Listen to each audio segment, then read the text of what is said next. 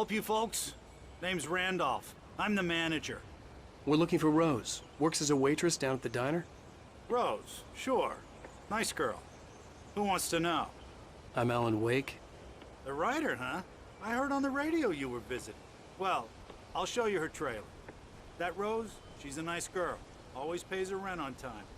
As I was saying, Al, I found all sorts of weird stuff from the local newspaper's archives. This place is crazy.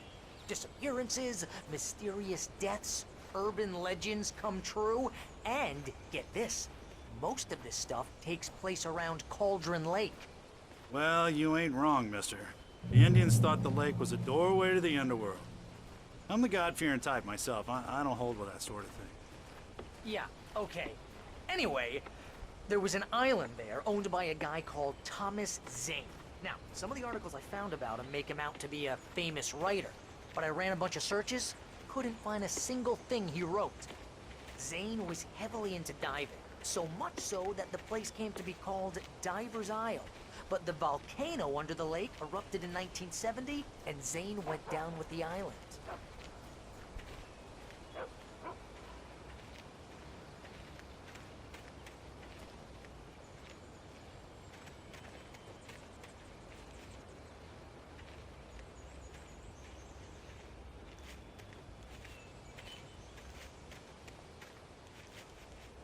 It gets better. A local girl, Barbara Jagger, drowned in Cauldron Lake just a week earlier.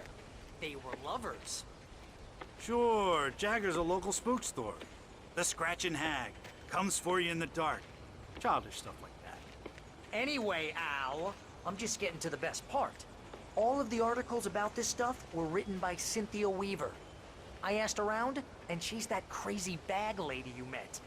What, the lamp lady? She can be a little loopy, but she's not homeless or anything. Yeah, anyway, she knew both Jagger and Zane before they both died, and she had some kind of a breakdown.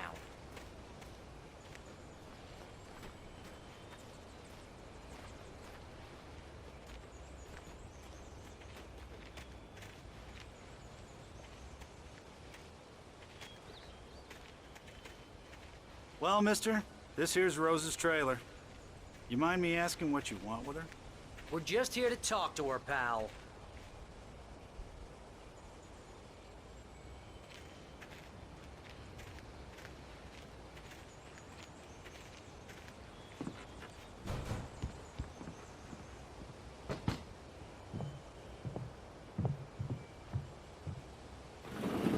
Welcome to... Oh dear, Mr. Wake. I'm so glad you're here. Rose, you have my manuscript? Oh. Oh yes. Yes. Please, come in. Hey, this is really good. Rose, Yes, my manuscript. I really need it. I understand.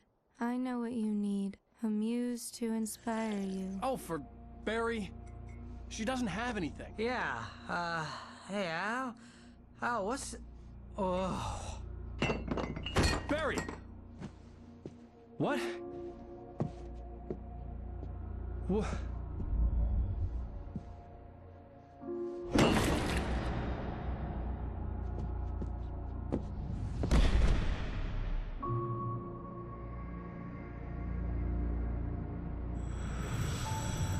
It's coming for you, hiding in my barber's skin. I'm too weak to stop it. You must turn the lights on. I promised I'd come visit you and your lovely wife. You must finish what you started. I insist. You must turn the lights on. Turn the light on. Back to work, boy.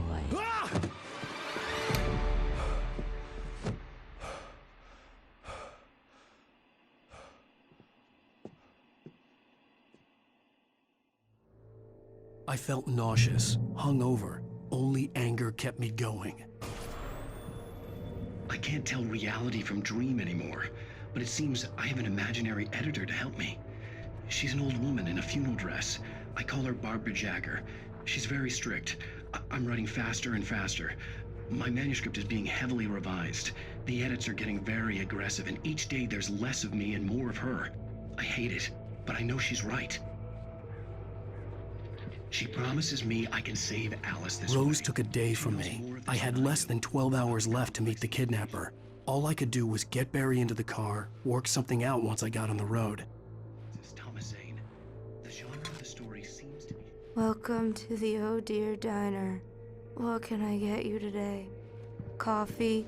I couldn't work up much hate for Rose. Something had used her to get to me and left its mark. First refill is free.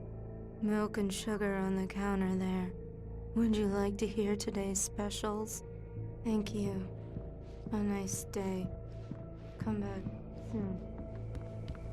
My gun and flashlight were gone. I'd have to find a way to get Barry into the car as quickly as possible. There was no time to waste. Mr. Randolph liked Rose. That little smile she had. How she was still sweet when life had tried so hard to make her bitter. It wasn't any of his business what she did in her trailer. But those strangers, the writer and his smart-ass sidekick, looked like trouble. And they'd been in there for hours, way past her normal bedtime. He reached for the phone and called the sheriff's station.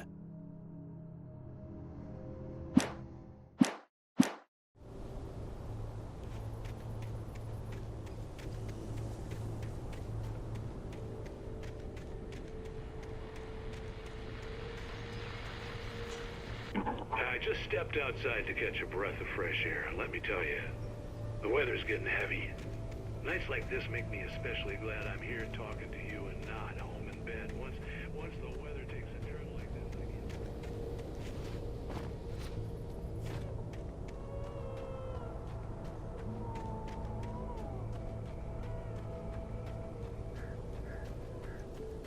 Oh, you're gonna get it now.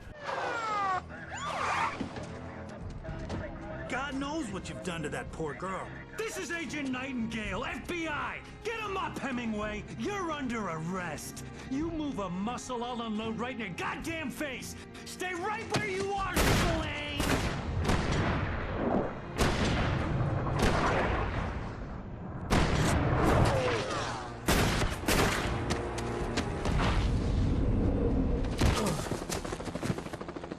What are? I'm standing right here, you goddamn maniac!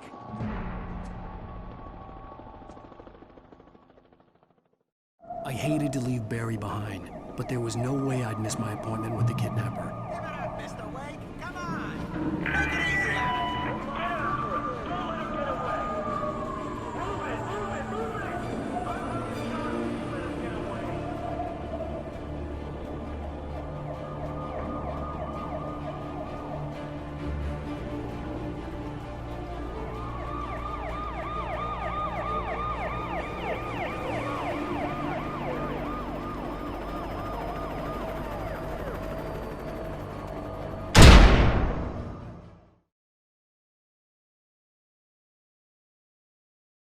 The kidnapper. Give it up, Mr. Wake! Come on! Make it easy on us! Get after him! Don't let him get away! Move it! Move it! Move it! I'll have a shot if you let him get away!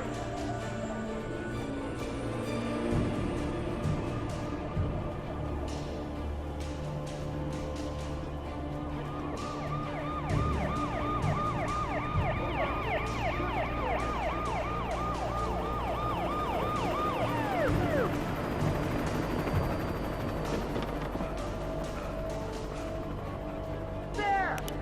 We have the suspect in sight!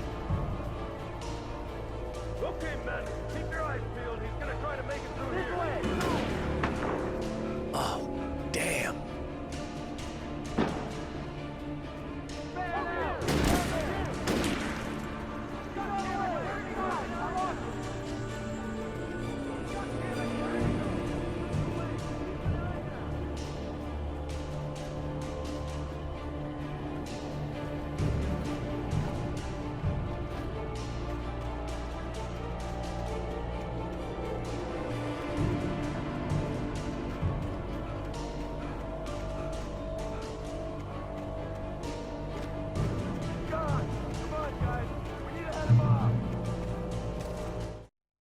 For decades, the darkness that wore Barbara Jagger's skin slept fitfully in the dark place that was its home and prison.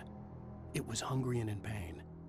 It dreamed of its nights of glory when the poet's writing had called it from the depths and given it a brief, terrible taste of power and freedom. The rock stars had stirred it from the deep sleep the poet had sunk it back to in the end. When it sensed the...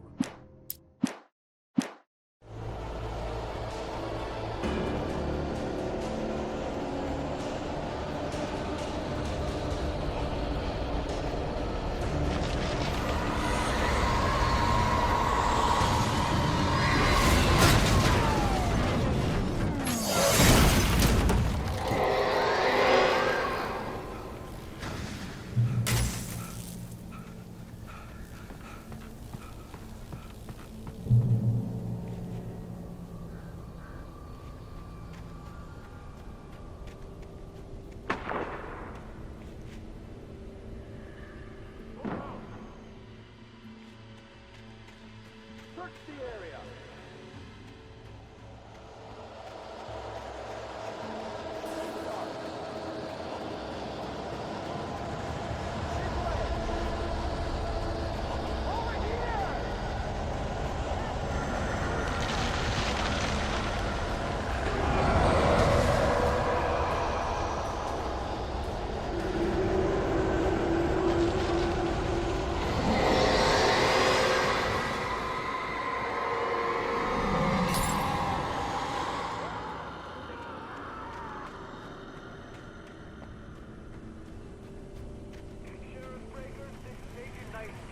This horror was everywhere I went, circling me.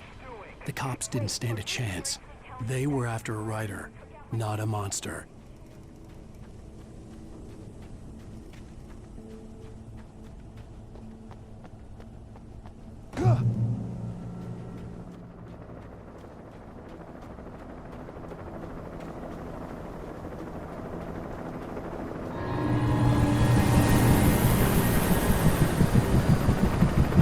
You on the ground. Hold it right there. There's nowhere to run. Freeze!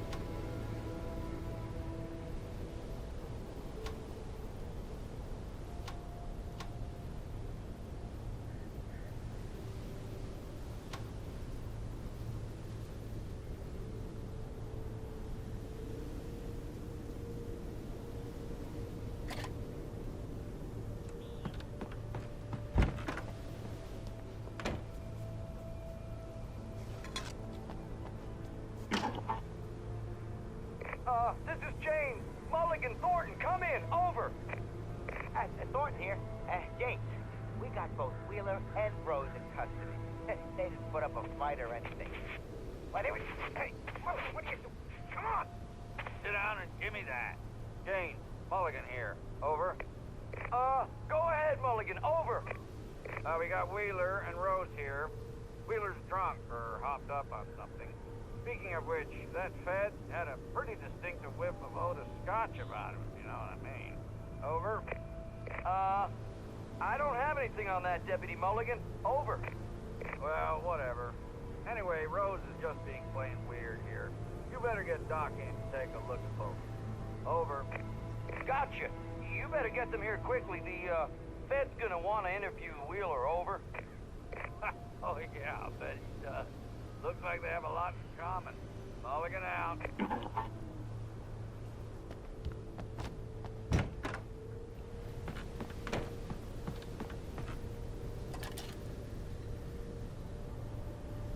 could see the lights of the radio station in the distance.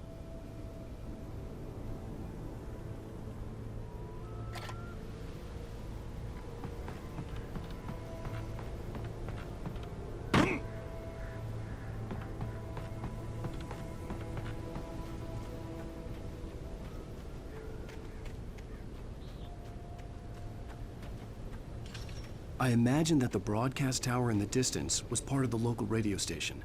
Maine seemed like a decent guy. Perhaps he could give me directions to the coal mine.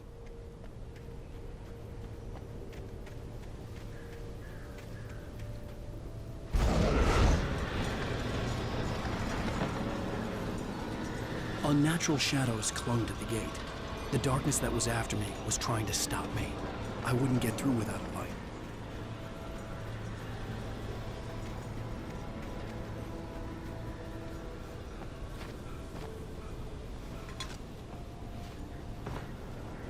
There was no power to the searchlight.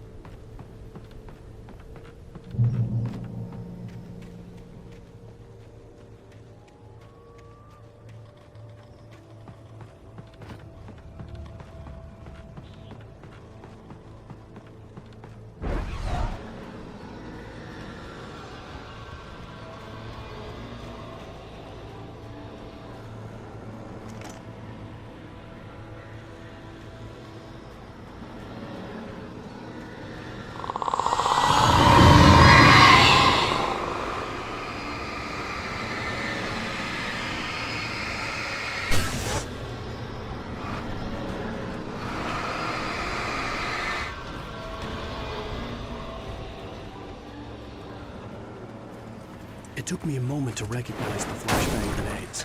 They were an ideal weapon for my situation. One, come in. Over. One, this is Sheriff Breaker. Report. Over.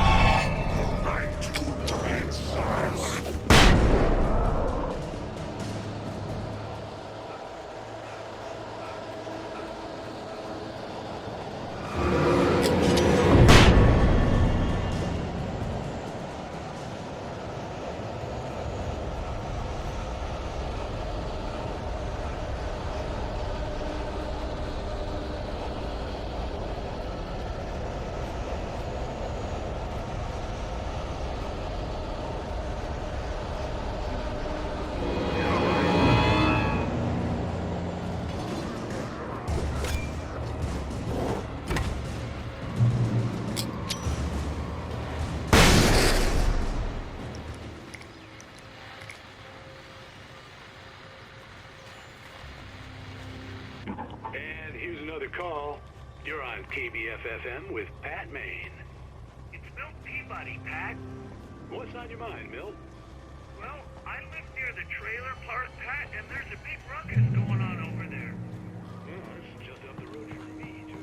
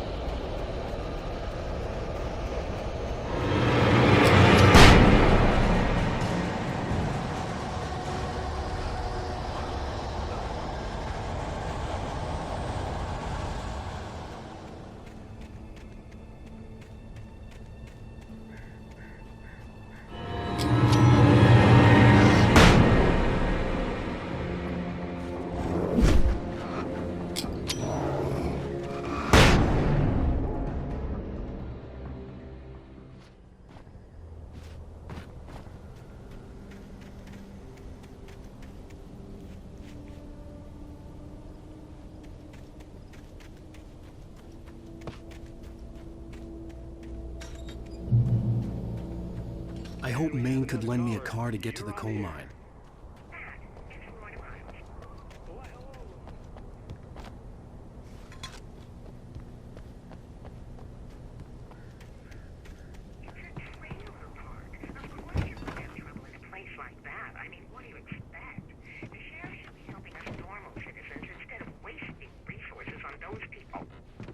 Well, Let the trash sort themselves out.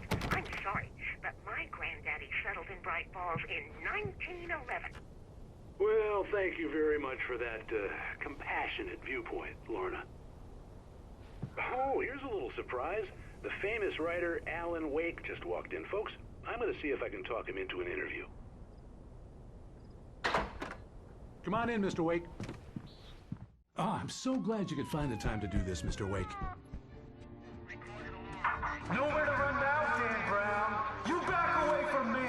Don't hurt it. Whoa. Everyone calm down. Put the gun down. We're all friends here, right? Cool your jets, Nightingale. We got him. Judas Priest! What the hell's the matter with you? There's a civilian in there.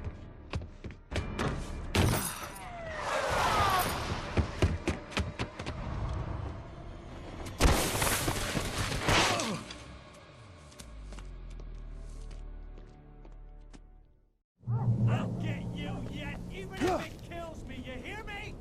You hear me, H.P. Lovecraft? I had fallen off so many cliffs it was ridiculous. That's what you get for naming a book The Sudden Stop. It was probably good I hadn't had the chance to tell Maine where I was going. I'd have to lose the cops and find my own way to the mine.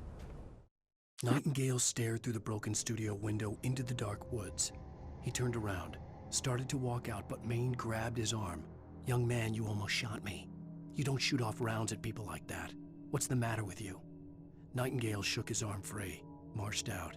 His cheeks burned with rage and humiliation.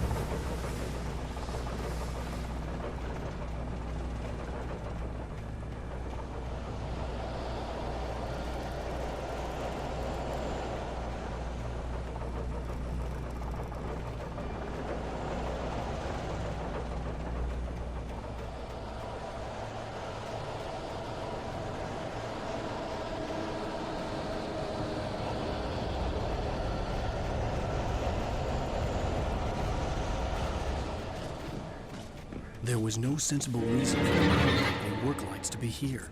It was almost as if they'd been left for someone like me to use.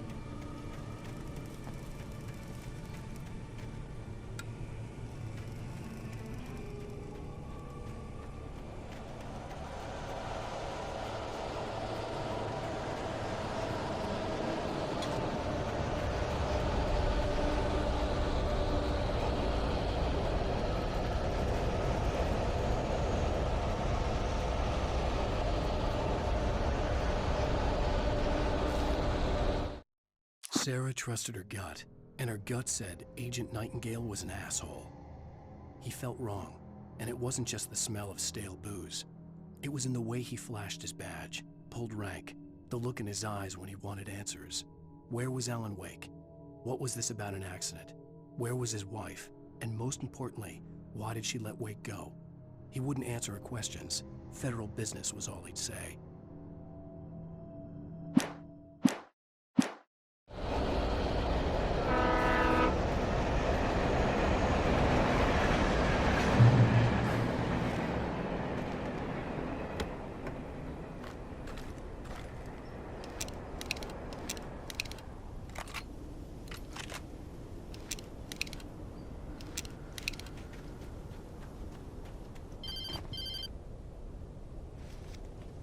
Hello?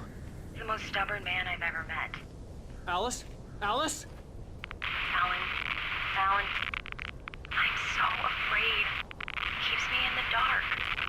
Please help me. I look at you, Alan, and it's not you. Something else. Looking out from behind your eyes. Alice, I'm here. I'm so alone here. It's all gonna go to hell. You need to be careful. Cooperate. The connection had been terrible, but that wasn't the only thing that hadn't been right with the call. She sounded wrong somehow, but she had called me.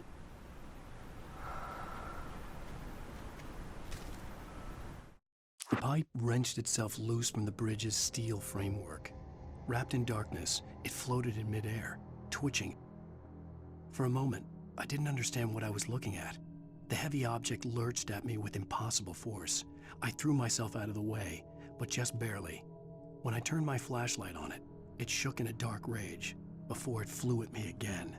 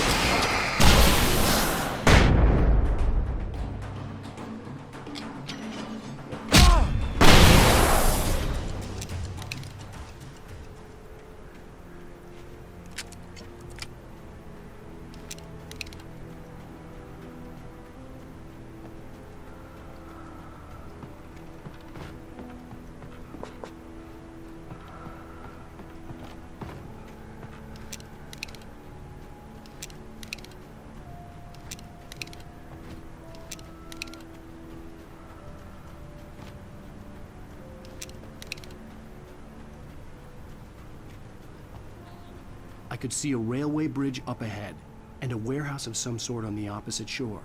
I hoped I could find a car from there.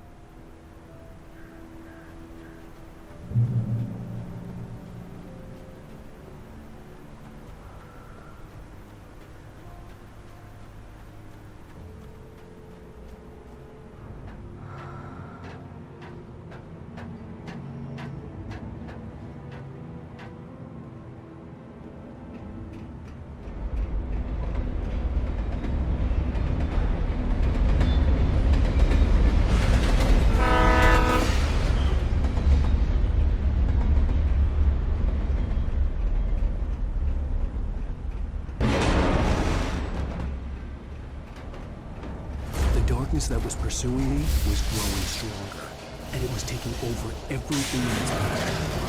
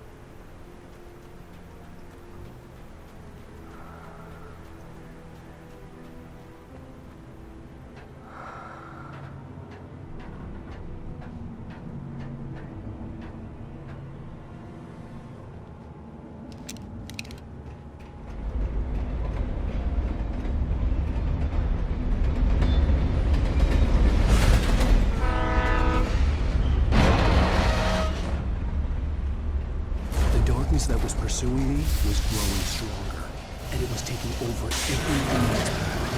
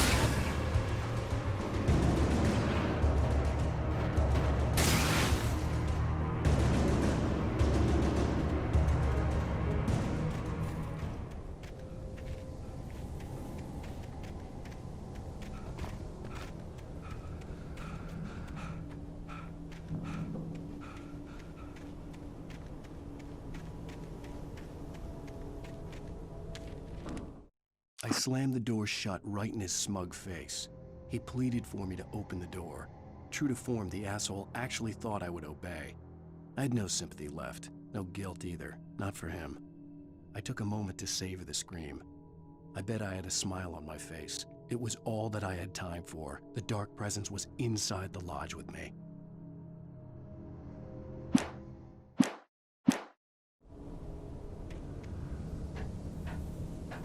As a teenager, just starting to get interested in writing, Stephen King had been a source of inspiration to me. I thought about all the inanimate objects that had come to life in his books. No one is safe in a good horror story, certainly not the protagonist. That's what makes them fun. This was anything but. The darkness could possess anything, and it was getting closer.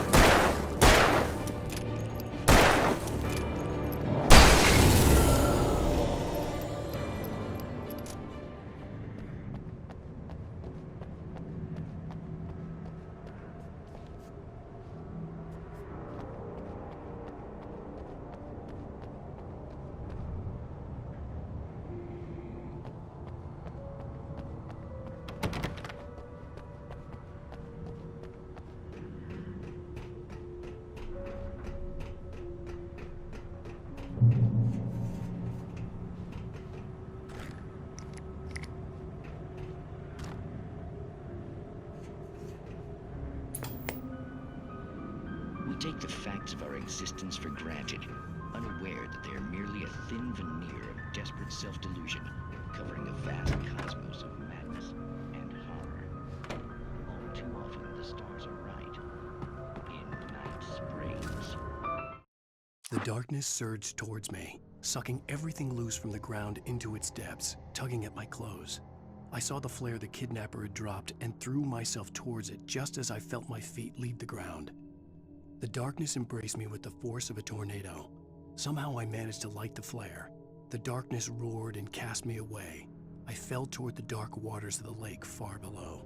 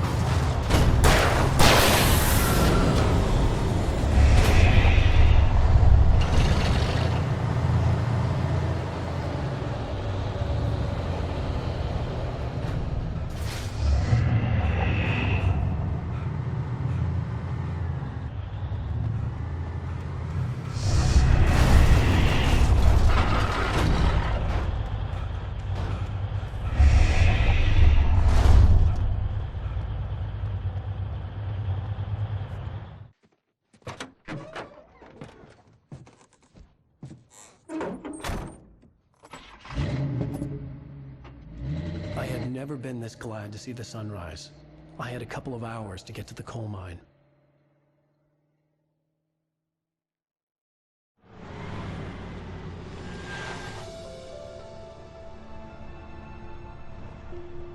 The coal mine wasn't far now.